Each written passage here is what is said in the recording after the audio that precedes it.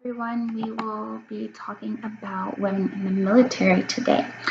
So, did you know that women started to serve in the military when the Revolutionary War occurred, which was in 1775, and have been serving ever since?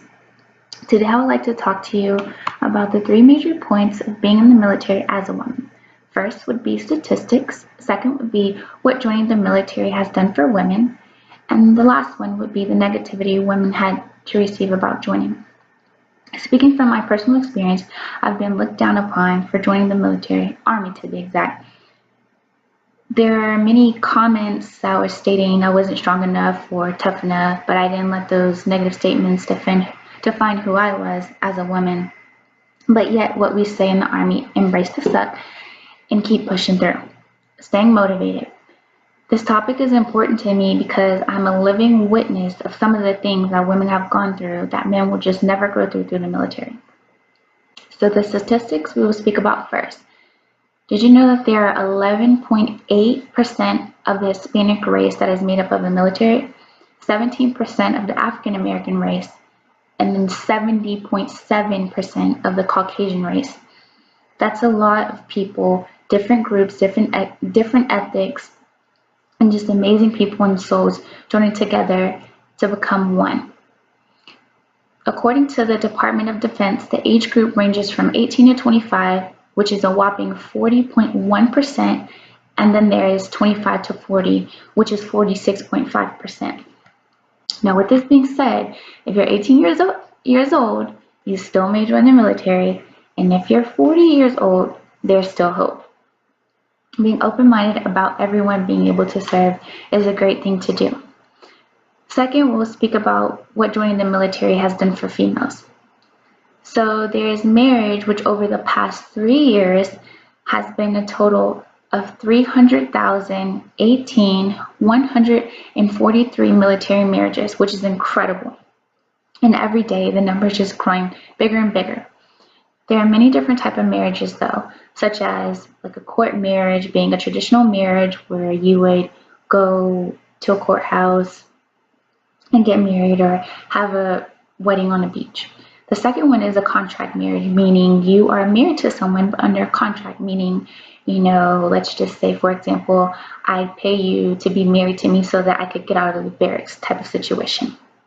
It's very common. The second is financial stability. Basic housing allowance, which is also known as BAH, is allowance that the military provides for you and your family to pay your bills, basically your rent money. The barracks, if you're single, is a place for you to stay.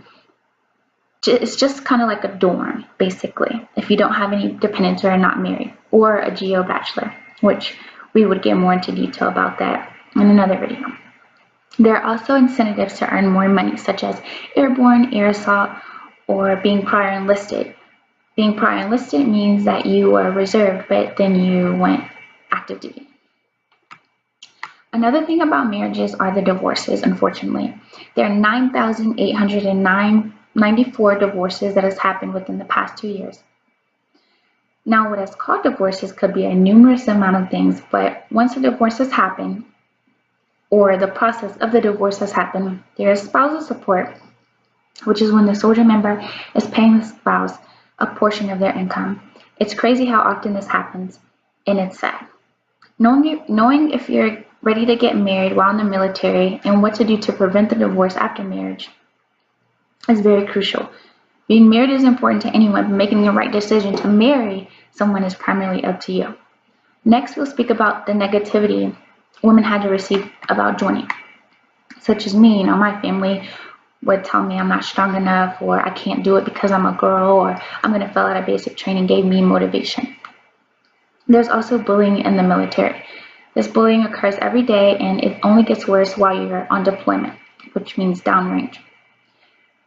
Bullying happens on deployments, but we don't really see it. We know that it's happening because we hear about it, but we don't see it.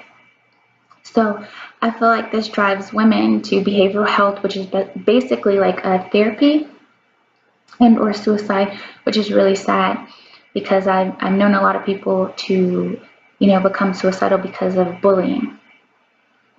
We have to do better with helping each other regardless of the gender. My conclusion is that women in the military are important and they have been recognized for their accomplishments, whether they have been a nurse, whether they have been a dental assistant, whether they have been a petroleum supply specialist, which is basically a pumper, whether they have been an officer in the military or an enlisted. These preparations will help realize that women are needed in the military just as much as men are needed. They will help you realize women are human just as much as men.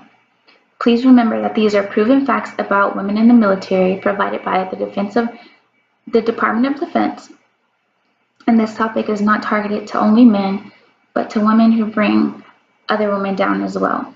Let's continue to make a change in the military.